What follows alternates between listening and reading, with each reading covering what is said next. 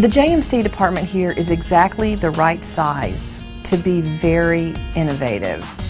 We are large enough to have enough students to do exciting, creative things, and we have great, exciting, creative students. But we are small enough that when the campus makes a commitment to mobile learning, we can say, wow, that's a chance to talk about mobile media and to adapt the Optimist to the iPhone, and to teach students that in the future people are going to be receiving their media information, news information, entertainment information, not even off their computer screen anymore, but off of their phone, off of a mobile device. And so for us, it's not just about learning as a mobile tool, but also it's about using mobile tool to deliver media. I think that's just an example of the kind of innovation that goes on here.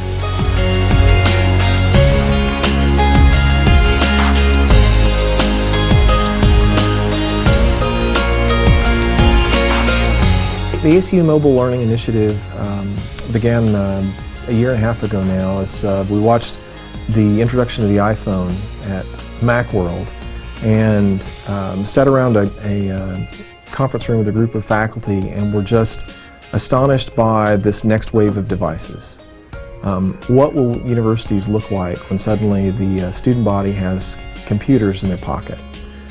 So we began giving ourselves permission to dream a bit. And the initiative now is the outgrowth of some of those conversations and that vision.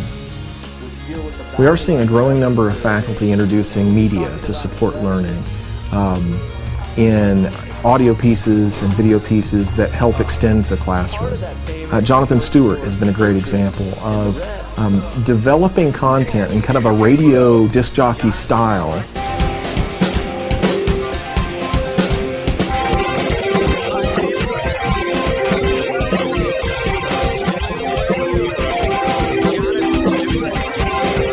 Stulinium Radio, this podcast series, captures additional topics that he could never get to in the class period. He says, rather subversively, that it's helping him introduce additional class periods into the semester without the students knowing it. One of the key goals of our mobile learning initiative is to tap into each student's innate abilities.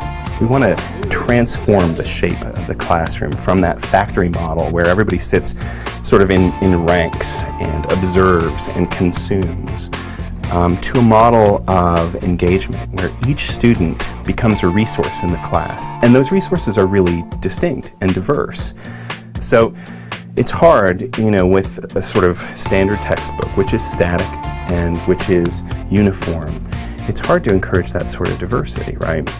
But with a little tiny device, fits in my pocket, that has access to the whole world's knowledge, to databases at libraries, to media files from all across the world, to things like YouTube and Flickr, where people are putting up their own images. When I give students access to that, I give them a possibility for discovery that didn't exist in the classroom before.